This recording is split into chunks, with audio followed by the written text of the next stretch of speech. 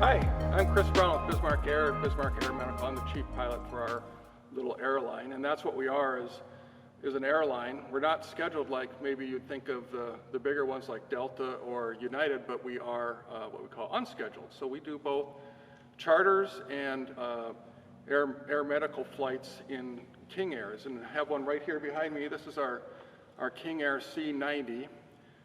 It's capable of going about 250 miles an hour up to 25,000 feet above sea level, and capable of holding 6 passengers in the back in charter configuration, and we can haul a medical crew and a patient if we are flying a medevac flight. This plane is what we call a turboprop, so it's powered by 2 engines that burn jet fuel. Basically, everything just spins around in a big circle at 36,000 RPMs and creates about 550 horsepower per side per engine. You can see you can see this engine, there's one just like it on the other side, and with 4 bladed props. So we can move inside and take a little look in there and see what you think of that.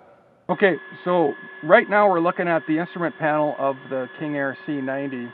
That screen you see that's lit up, the left and right sides of that, the left side of that is our primary flight instruments, which is airspeed, altimeter, heading, navigation, attitude, and the right side of that screen, it says no GPS because we're in the hangar, but that's our moving map. Just below that is the yoke, or what we call the control wheel, and that helps control the flight control surfaces that makes the plane go up and down and left and right. Here we're looking at the power levers that control the power output and the prop RPMs of each engine, left and right. So you see 6 levers, but they're really in groups of 3. On the left is the power, the middle is the props, and the right is our condition levers. 1 each for the left and the right engine.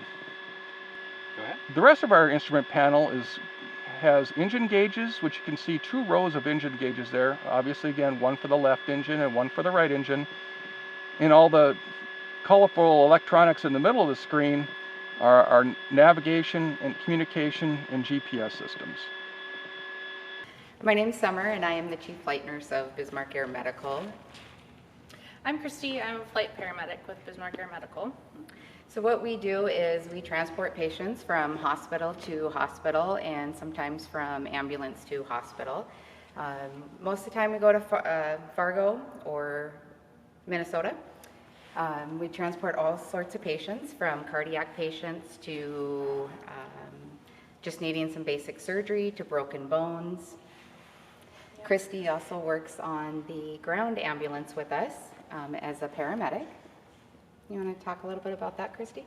Yep, so a lot of times we go on 911 calls, so we go right to the scene of an accident, or if somebody's sick, and take them right to the hospital. And then if that person needs a higher level of care or a doctor that we don't have here in the Bismarck area, that's when we would put them in the airplane and fly them to, like Summer said, Minneapolis, Fargo, sometimes down to Denver, different places like that.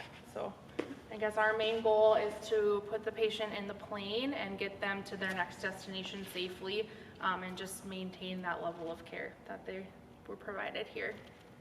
And all of our patients get transported on a cot, just like as if you were in an ambulance. We strap you down onto this bed, we hook you up to our monitors. If you need IV fluids, pain medications, we can do all of that as well.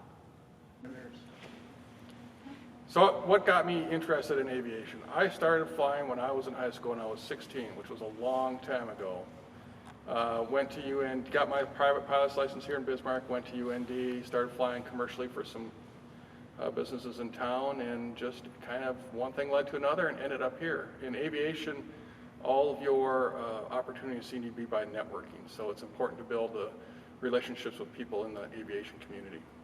I have been in the world of EMS, emergency medical services, for almost 10 years now, and I just got my paramedic license about 2 years ago. And then since I got that, this has kind of been the goal, to be able to fly and get on a plane. So yeah, here I am. I have actually been in healthcare since I was 16. I'm not going to tell you how many years that was. I started out in working in nursing homes and went to the emergency room from there. and started flying and absolutely love it. The most interesting thing or patient that I have flown was probably a patient that had a breathing tube to help them breathe. They had a heart pump that kept their heart going, and they had, what else did they have? Oh yeah, their heart stopped working in the middle of the flight, so we had to resuscitate them and save them before we could continue flying. Some of the most interesting stuff that I've ever encountered as a pilot is, weather. Weather's always a challenge, so every flight is different. But for me, I just love flying, so every flight is interesting. Okay, so a job outlook for flight paramedic, whether it's a ground medic or a flight medic, it is a growing field. I think that you can kind of go anywhere in the country right now and apply for a job as a paramedic. So there's a shortage of medics in the United States.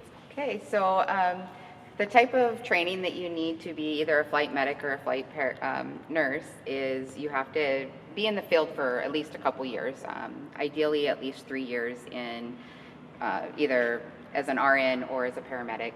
And then you get specialty training in different departments on like advanced cardiac life support, and learning how to use all the specialized equipment for breathing tubes and balloon pumps. And so it does take quite a few years of experience to get there. And then for a pilot, I'll let Chris talk about that. Pilot experience to fly for what we call an unscheduled air carrier. You need a commercial pilot's license with an instrument and multi-engine rating and at least 1,200 hours of flight time. So the usual career path for a pilot is starting out, you get your private license and your commercial and your certified instructor license, instruct for a while to build those hours to get over 1,200 so you can apply to an air carrier. Hopefully you guys learned something that you didn't already know about Air Med Transport. Thank you for watching and listening from Metro Area Ambulance and Bismarck Air Medical.